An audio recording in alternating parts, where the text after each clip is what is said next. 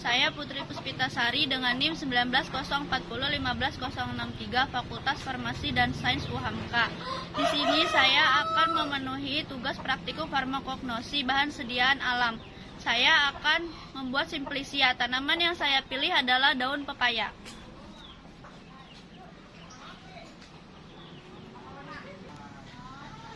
Simplisia merupakan bentuk jamak dari kata simplex yang berasal dari kata simple yang berarti satu atau sederhana. Istilah simplisia digunakan untuk menyebutkan bahan-bahan obat alam yang masih berada dalam wujud aslinya atau belum mengalami perubahan bentuk. Jadi, dengan kata lain, simplisia adalah bahan alami yang digunakan untuk obat dan belum mengalami perubahan proses apapun, kecuali dinyatakan lain. Simplisia dibagi menjadi 3 golongan. Yang pertama itu simplisia nabati, yang kedua itu simplisia hewani, yang ketiga itu simplisia pelikan atau mineral. Tanaman yang saya pilih untuk dijadikan simplisia adalah tanaman pepaya, Carica papaya.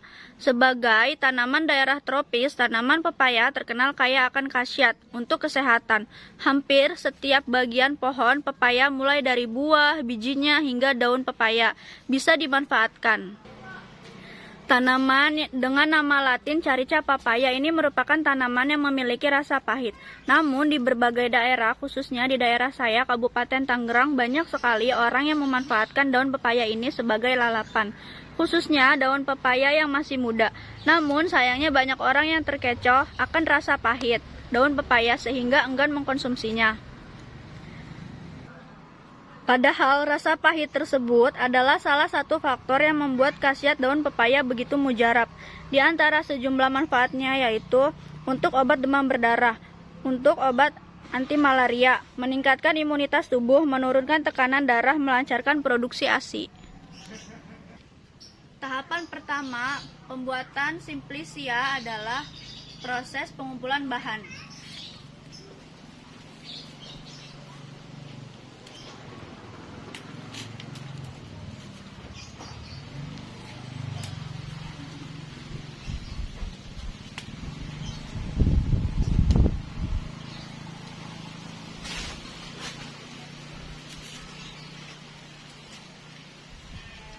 Proses yang kedua yaitu sortasi basah.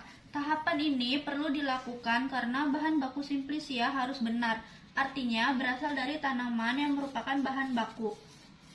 Yang dilakukan untuk pemisahan kotoran bahan-bahan asing lainnya dari simplisia. Ternyata tanaman yang saya miliki atau daun pepaya yang saya miliki itu sudah bersih. Proses yang ketiga yaitu pencucian. Pencucian dilakukan menggunakan air bersih dan mengalir. Dilakukan untuk menghilangkan tanah dan pengotor lainnya yang melekat pada bahan simplisia yang dapat mempercepat pertumbuhan mikroba.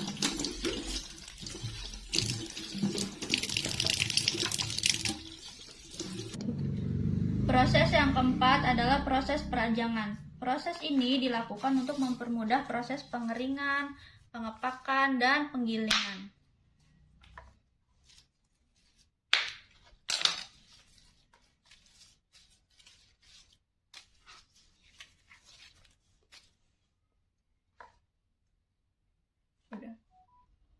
Proses yang keempat yaitu proses perajangan. Proses ini dilakukan untuk sebelum dilakukan proses berikutnya dilakukan penimbangan. Tujuannya adalah untuk mengetahui berat basa saat tumbuhan sebelum pengeringan. Hasil penimbangannya yaitu 20 gram.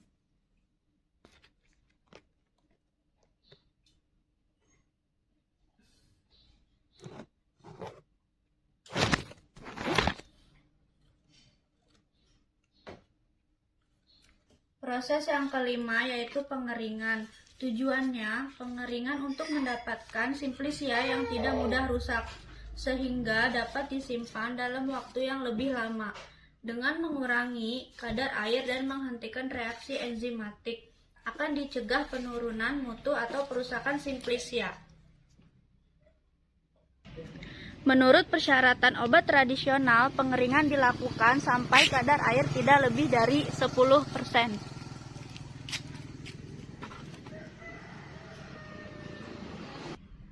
Pengeringan bisa dilakukan dengan ditutup kain hitam untuk menghindari terurainya kandungan kimia dan debu.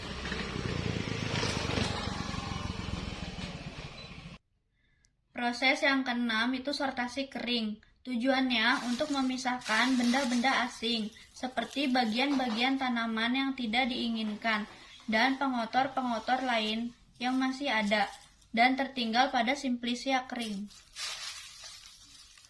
Proses yang ketujuh yaitu penyerbukan.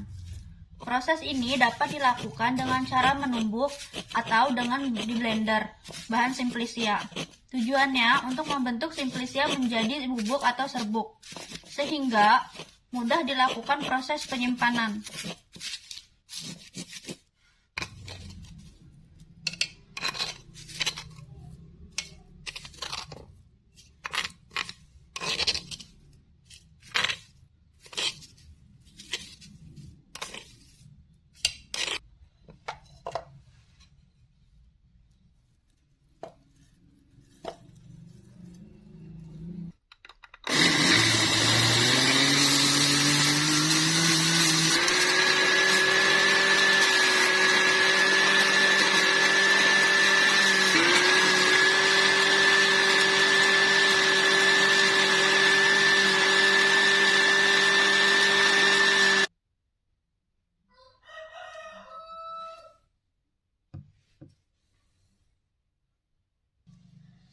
Sebelum dilakukan proses penyimpanan, serbuk simplisia tadi harus dilakukan penimbangan.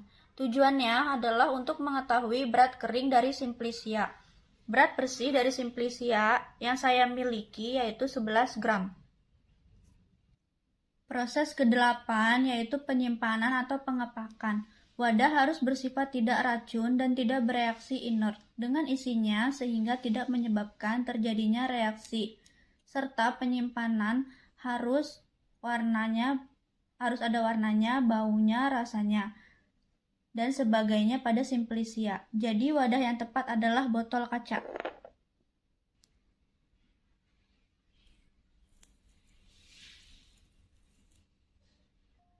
Sekian dari saya, kurang lebihnya mohon maaf. Wassalamualaikum warahmatullahi wabarakatuh. Semoga bermanfaat.